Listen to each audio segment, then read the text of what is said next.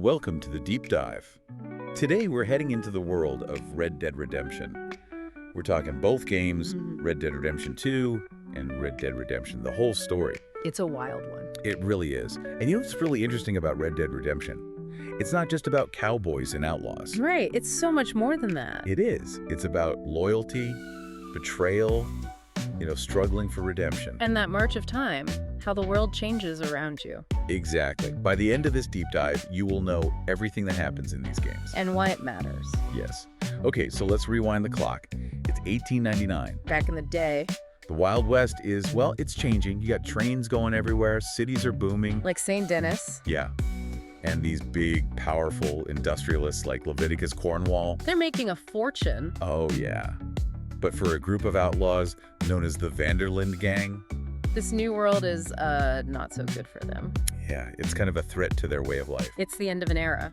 And they're not in a good place to begin with. Right. They just botched this ferry robbery, turned into a bloodbath. The Blackwater Massacre. Exactly. So now they're on the run, low on supplies, and they've got the Pinkertons on their tail. Wait, the Pinkertons, that was a real thing? Oh, yeah. I always thought that was made up for the game. Nope, they were real. And they're tough. Hired guns for the rich and powerful. Huh, that really adds another layer to the story. For sure. Okay, so we're in the middle of all this chaos, and that's where we meet our main character in Red Dead Redemption 2, Arthur Morgan. Dutch's right-hand man. Right, he's the enforcer, almost like a son to Dutch van der Linde. Their relationship is one of the most interesting parts of the whole story. Dutch, he's the leader, charismatic, but he's not always making the best decisions. Clinging to the past, maybe a little too much. Like a cult leader? Kind of, yeah. And Arthur's stuck in the middle. Torn between loyalty. And what he knows is right. That's what makes him so interesting as a character, right? He's a tough outlaw, but he has a good heart. So let's get into the story. Chapter 1 of Red Dead Redemption 2. Coulter. The gang is hiding out in this abandoned mining town, Freezing cold. trying to figure out what to do next. And we start to see these cracks in the gang. Right, like Dutch is making decisions out of desperation, not his usual code. Yeah, like what was it? Sparing Kieran Duffy and O'Driscoll. Yeah, and then there's the train robbery. Dutch decides to hit a train owned by Leviticus Cornwall, that tycoon we were talking about. Big risk, big reward. Exactly, it's a statement. Dutch is taking on the forces that are changing the West. Kind of hold back the tide. But the tide is coming in no matter what. All right, so next up, Chapter 2. Horseshoe Overlook. Well, The gang finds a new spot. heartland of New Hanover. Trying to lay low. But trouble finds them anyway. Always. And this chapter is really where we get to know the gang. All the different personalities. Their backstories. Right, their relationships with each other. Like Arthur's old flame shows up, Mary Linton, and you see him trying to be a good influence on young Jack Marston. Oh, man. Yeah, and it just makes it all the more heartbreaking. Right, when you think about what happens later. Okay, before we go on, can I just say, this game world, it's just incredible. I mean, it feels like you're really in the West. Oh, yeah. The detail is amazing, the mud on your boots, the way the light comes through the trees. It's crazy. Really immersive. Okay, Chapter 3. Clemens Point. Things start to heat up. The gang gets involved in this feud. The Grays and the Braithwaites. Two rich families. How they go well. Nope. And here's where we see Dutch's ambition really take over. He tries to play both sides, thinks he can get rich off it. Classic Dutch. But it backfires. The Braithwaites kidnap Jack, and Dutch, well, he goes a little crazy. Revenge mode. Full on. We also meet Agent Milton for the first time, one of the Pinkertons chasing the gang. He offers Dutch a deal, surrender, and the rest of the gang goes free. No way Dutch goes for that. He doesn't. His pride is too big. He really believes in his vision. Stubborn guy. All right, Chapter 4. Shady Belle. Now the gang is near St. Denis. They're trying to get Jack back. He's with Angelo Bronte. That mob boss. Yeah, and this chapter, it's like non-stop action. We got a riverboat casino heist, betrayals, Dutch is getting more It's in paranoid, his grip, for sure. and then bam, shipwrecked. Guarma. Chapter 5. What a twist, right? Totally out of left field. The gang is in a whole new world, fighting in a revolution. It makes you wonder about Dutch. Like, what are his motives? Is he really fighting for the little guy, or just for himself? Good question. It's like his whole worldview starts to crumble. Okay, before we get to Chapter 6, I have to ask, what did you think of the grammar chapter? I mean, at first I wasn't sure about it. It felt kind of out of place. but now I'm seeing how it all ties together. I felt the same way. It's easy to see it as just this, change of scenery. Right. But it really forces you to look at the hypocrisy, the gang's philosophy. Yeah, you're right. It's not just about freedom for everyone. It's about their own freedom. Exactly. And then Chapter 6, Beaver Hollow. We're back on the mainland, but... The gang is a mess. Yeah. Dutch is losing it, and things get really tough for Arthur. Yeah. He gets diagnosed with tuberculosis. Oh, man. That was tough. Back then, that was a death sentence. It was. It really changed everything, knowing he's gonna die. Every choice he makes has so much more meaning. That's what makes it so powerful. You have to think about your actions and the consequences, knowing your time is limited. And it leads to some amazing moments. Definitely. Arthur sees Dutch for who he really is, a man obsessed with his vision, and Arthur's torn.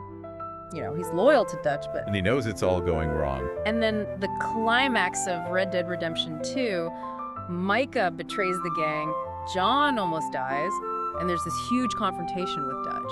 Yeah, it's like everything we've been building towards. Oh. All the tension, the betrayal. Yeah. It explodes. And in the end, Arthur makes the ultimate sacrifice. He helps John and his family escape. Knowing he's not going to make it. Yeah. Man, that was a sad moment. I really got attached to Arthur. I know what you mean. He makes mistakes, but he tries to do the right thing. He grows. So we've seen the gang fall apart. We've seen Arthur, but the story's not over yet. Moo. We jump ahead 8 years. Now we're playing as John Marston. He's trying to build a new life. But his past isn't done with him.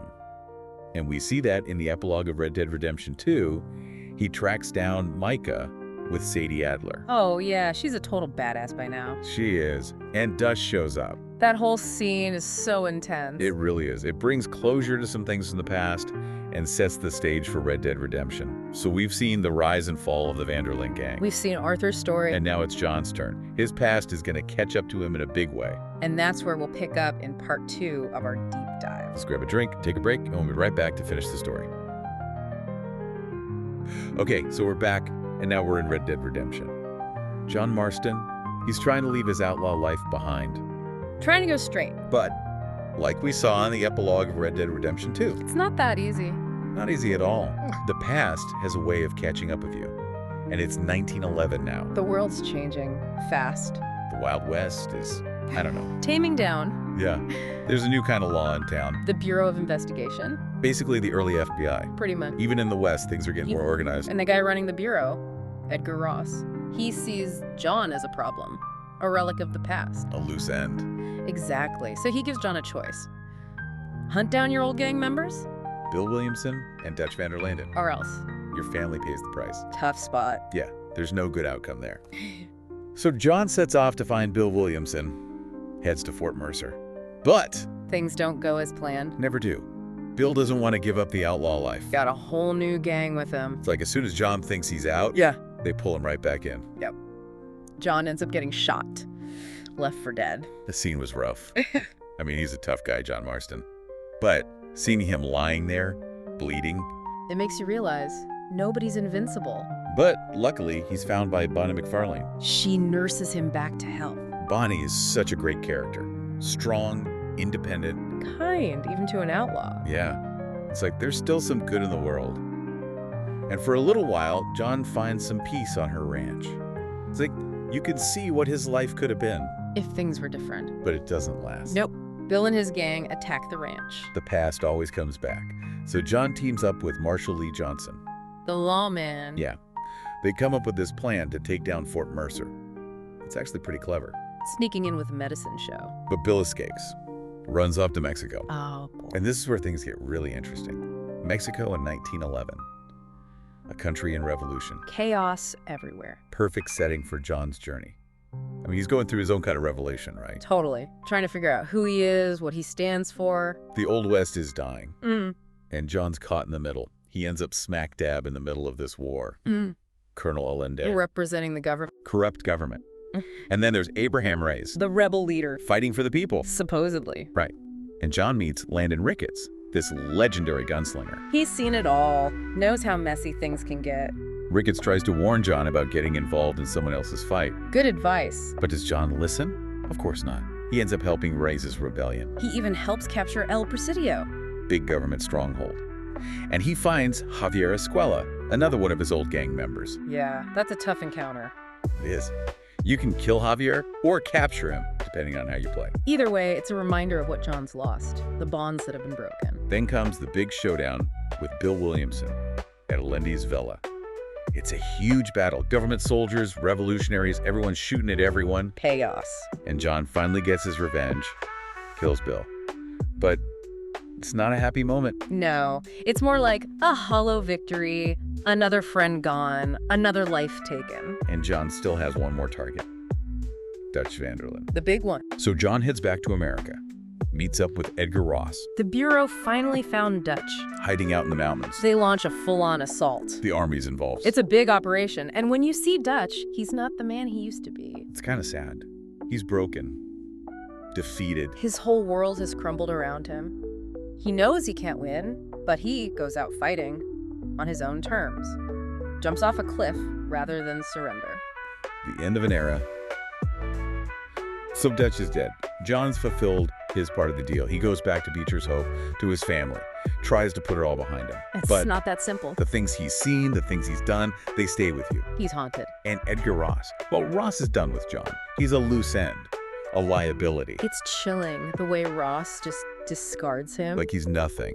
So Ross leads a posse to Beecher's Hope to finish the job. It's heartbreaking. John knows what's coming. He sends Abigail and Jack away, gives them a chance to escape. He makes his last stand in the barn. Guns blazing, he goes down fighting, but it's a losing battle. He sacrifices himself to save his family. So John Marston dies, gunned down by the very system he helped to create. It's a tragic end, but it sets up the final chapter.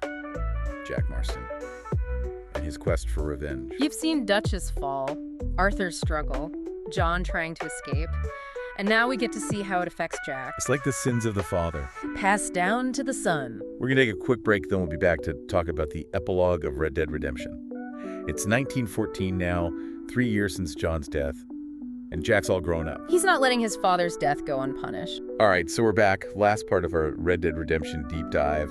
And after everything that happened to John, I gotta say, I'm a little nervous about what's next. Yeah, this epilogue, it hits different. It does. We've seen the gang fall apart, Arthur struggles, John trying to build a new life, and now He's Jack. yeah, little Jack Marston, who we met as a kid.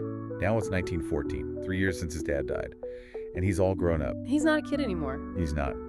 And, well, he's not gonna let his father's death just slide. He's a Marston, all right. He is. He's got his dad's skills with a gun. And that sense of, I don't know. Justice. Yeah, but he's also seen what that life does to people. It's like he's carrying all that weight with him. The whole family history. And the world's changing too, right? The Wild West is almost gone. But that doesn't mean the violence is over. It just takes new forms. So Jack sets out to find Edgar Ross, the man who killed his father. And it doesn't take him long. Ross is living a quiet life, retired, down south. It's kind of ironic. The guy who spent his life hunting outlaws, now he's practically living like one, hiding from his past. Talk about a role reversal. So Jack finds him, confronts him, and Ross, he doesn't even care. No remorse. None. He basically tells Jack, it's John's own fault he died. Men like him, they're destined for violence. Cold-blooded. It's like Ross thinks he's always right, no matter what he does. He believes in the system, even if it's broken. But Jack, he's not buying it.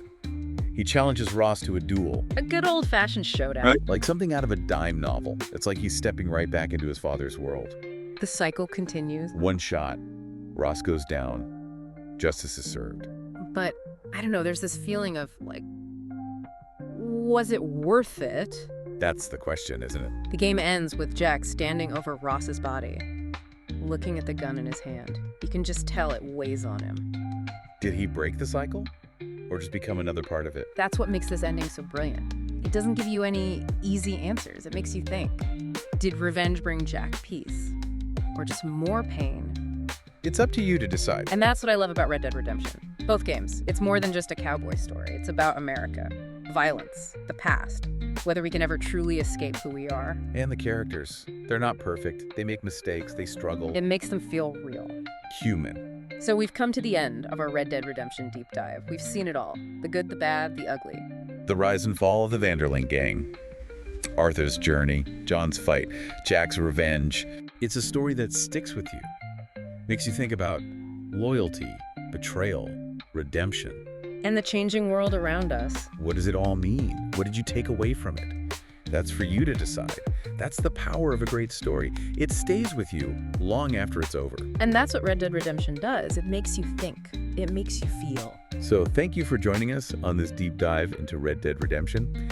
If you enjoyed it, check out our other episodes. We explore all sorts of fascinating topics. And if you have any suggestions, let us know. We're always looking for new adventures. Until next time. Thanks for listening.